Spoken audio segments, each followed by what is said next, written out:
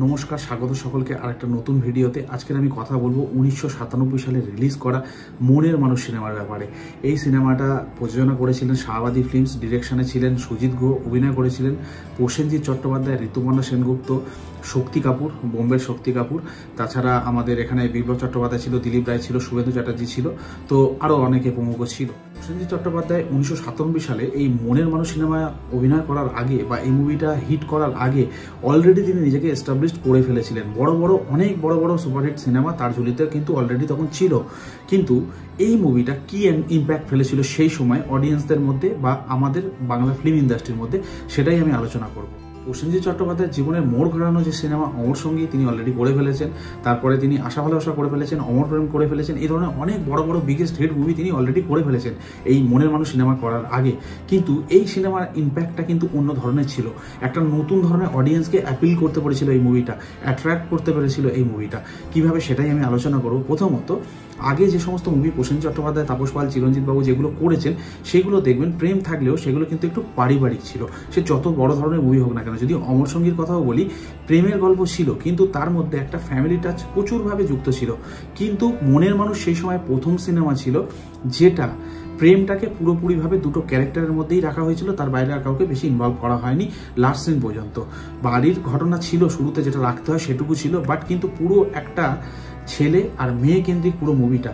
যখন তাদের রিলেশন হয় সেটা দেখানো, তারপরে যখন তাকে দূরে কোথাও রাখা হয় পিসির বাড়িতে, অর্থাৎ পায়েলকে ঋতুপর্ণা সেনগুপ্ত সেই সময় তার ক্যারেক্টার রোল ছিল, পিসির বাড়িতে গিয়ে শক্তি কাপুর এদিকে ওর ভাগ্নে অর্থাৎ প্রসেনজিৎ ভাগ্নে হয় শক্তি কাপুরের, সেখানে গিয়েও তাদের কেমিস্ট্রিটা দেখানো হয়। পুরোপুরি মানে প্রেমের ব্যাপারটা দেখানো হয়। এখান থেকে যে জিনিসটা চেঞ্জ হয় ইন্ডাস্ট্রিতে সেটা হচ্ছে এই যে গল্পটা ছিল এটা অনেকটা ডেসপারেট, সেই সময়ের থেকে অনেকটা এগিয়ে, মানে একটা নতুন পথের সূচনা করে দেয়। আগে যে প্রেমগুলো হতো ফ্যামিলি ওরিয়েন্টেড, তার সঙ্গে প্রেম থাকতো, তার মধ্যে ইমোশন থাকতো, সেগুলো আলাদা ধরনের। আমি মনে করি এই যে মুভিটা ছিল মনের মানুষ, এই মুভিটা সম্পূর্ণরূপে একটা জোন চেঞ্জ করে, মানে একটা ফ্রেশনেস আছে ইয়ং ছেলেমেয়েদের মধ্যে। এটা প্রচুরভাবে পপুলার হয়। সেই সময় আমার মনে আছে সরস্বতী পুজো কিংবা কালী পুজোর সময় তখন ভিসিআর নতুন এসছে। তার আগে ইন্ডিয়াতে এক্সপোর্ট ইম্পোর্টের কিন্তু কোনো এরকম চুক্তি ছিল না। বাইরের পণ্য কিন্তু ইন্ডিয়াতে সেই সময় ব্যবহার হতো না খুব একটা বেশি। তো এটা আমাদের দেশের সাথে অন্য দেশের চুক্তি ছিল না সেই সময়। 1996 সাল নাগাদ সেই সময় এই চুক্তিটা স্বাক্ষর হয়। আস্তে আস্তে বাইরের প্রোডাক্ট ইন্ডিয়াতে আসে। সেই সময় ভিসিআরটাও আমাদের সামনে আসে। তখন মানুষ কি করতো, তখন সরস্বতী পুজো কিংবা কালী পুজো বা দুর্গা পুজো ভাসানের পরে বা কোনো একটা অনুষ্ঠানে এই ভিসিআর আর টিভি রেখে বা ভাড়া করে এই ধরনের মুভিগুলো দেখা হতো। তার মধ্যে অন্যতম ছিল এই মনের মানুষ সিনেমা। তারপরে 2000 সালের পর থেকে সবকিছু সিনারিও চেঞ্জ হতে থাকে, তারপরে সিডি আসে, তারপর তো এখন যুগ কোথায় চলে গেছে।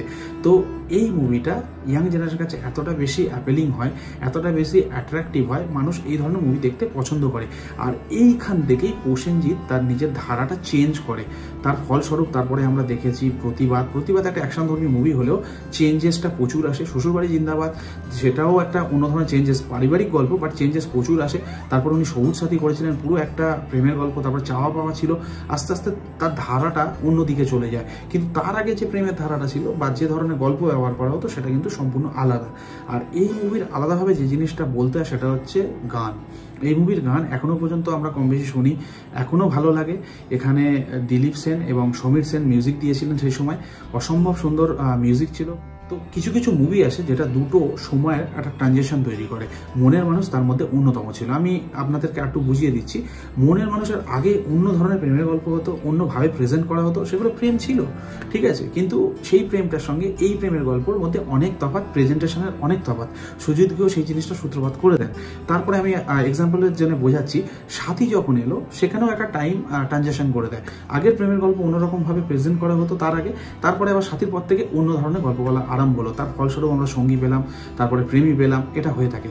তারপরে আর একটা ট্রানজেকশন এলো যখন দেবের টাইমটা এলো, সেই সময় গল্প বলার ধরনটা পাল্টে গেল, সমস্ত কিছু পাল্টে গেল, সেইভাবে অডিয়েন্স আবার তৈরি হলো। তো প্রত্যেকটা জেনারেশনের একটা করে এরকম ট্রানজেকশন হয়, কোনো না কোনো মুভি সেটার পথ দেখায়। তো সেই সময় 1997 সালে মনের মানুষ এরকম পথ দেখেছিল একটু অন্য ধরনের মুভি করা। তার ফলস্বরূপ পরে প্রতিবাদ দেখেছি, জামাইবাবু জিন্দাবাদ, শ্বশুরবাড়ি জিন্দাবাদ, সবুজ সাথী, তারপরে চাওয়া পাওয়া, এই ধরনের মুভিগুলো আমরা দেখেছি। তারপরে সজনী, এই ধরনের মুভিগুলো আমরা দেখেছি। তার লাভ স্টোরিটা অন্য লেভেলে নিয়ে যাওয়া হয়েছে। তো এই মুভি থেকে সূত্রপাত হয়। তার আগেও লাভ স্টোরি হয়েছে কিন্তু সেটা অন্য ধরনের ছিল। তো মনের মানুষের পর থেকে অন্য ধারা তৈরি হয়। প্রসেনজিৎ ঋতুপর্ণার অনেক মুভি রয়েছে, শ্বশুরবাড়ি জিন্দাবাদ, এগুলো নাম বললাম কারণ এগুলো প্রেমের না, বাট কিন্তু একটা অন্য ধারায় চলে গেছিলো। এইরকম এক একটা করে মুভি আসে, ট্রানজিশন তৈরি হয়, যেটা কেউ ভাবে না, নতুন সেই মুভি তারা সূত্রপাত হয়। সেই সময় 1997 সালে এই মনের মানুষ ছিল সেই ধরনেরই মুভি। তো এই মুভিটা নিয়ে আজকে মনে হলো একটু কথা বলি, তাই আপনাদের সামনে তুলে ধরলাম পুরো গল্প। হতে পারে আপনাদেরও কম বয়সে বা ওই সময় ভিসিআরে এই সিনেমাটা দেখেছেন, কিংবা শনিবার বা রোববার যখন টিভিতে দিত তখন দেখেছেন। আমারও ছোটবেলার অনেক স্মৃতি এই মুভির সাথে জড়িয়ে আছে, অনেক এরম ধরনের মুভির সাথে জড়িয়ে আছে। তো একটু রিসার্চ এবং পড়াশোনা করার পরে জানতে পারলাম এই মুভিগুলো হচ্ছে ট্রানজিট করে দুটো টাইমের মধ্যে। তো এর আগের টাইমে যে মুভিগুলো হতো, তারপরে এই মুভিটার পর থেকে মুভির ধরনটাও চেঞ্জ হয়ে যায়। তো এগুলো হচ্ছে ট্রানজিশন তৈরি করে দুটো টাইম লাইনের মধ্যে। তো সুজিত গুহর হাত ধরে প্রসেনজিৎ চট্টোপাধ্যায় এবং ঋতুপর্ণা সেনগুপ্তর অভিনয়ের মাধ্যমে এইরকম একটা আমরা ফ্রেশনেস মুভি সেই সময় পেয়েছিলাম। তারপরে যেরকম এক্সাম্পলগুলো আপনাদের দিলাম, তো এইরকমভাবে প্রত্যেকটা টাইম লাইনে এক একটা করে মুভি আসে যেগুলো চেঞ্জ হতে থাকে, মানে টাইম লাইনটাকে চেঞ্জ করতে থাকে। মানুষ চেঞ্জ হয়, অডিয়েন্স চেঞ্জ হয়, সময় চেঞ্জ হয়, টেকনোলজি চেঞ্জ হয়, তো সেইভাবে সব কিছু চেঞ্জ হতে থাকে।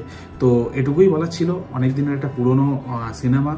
তো আপনারাও কম বেশি অনেকে দেখেছেন, কমেন্ট করে অবশ্যই জানবেন এই মুভি সম্পর্কে আপনাদের কি গল্প, কি ধারণা, কি চিন্তাভাবনা, গানগুলো, সমস্ত কিছু। তো সেগুলো অবশ্যই জানাবেন। তো আজ এই মুভিটা নিয়েই আলোচনা করলাম। পরে কোনো এরকম একটা মুভি নিয়ে ফের একটা পুরনো কাল্ট মুভি, হ্যাঁ এটা বক্স অফিসে হিট ছিল, সুপারহিট বা বিরাট কিছু হয়নি, বাট হিট ছিল মুভিটা। তো যাই হোক, তো পরে এরকম কোনো মুভি নিয়ে, কোনো ভালো একটা মুভি নিয়ে আলোচনা করবো, তার ইতিহাস, তার নেপথ্যের গল্প, আমাদের গল্প, সেই মুভির সঙ্গে যে সমস্ত গল্প জড়িয়ে আছে সেগুলো তুলে ধরবো। তো যাই হোক, ভালো থাকবেন সবাই, দেখা হবে পরের ভিডিওতে। এখানে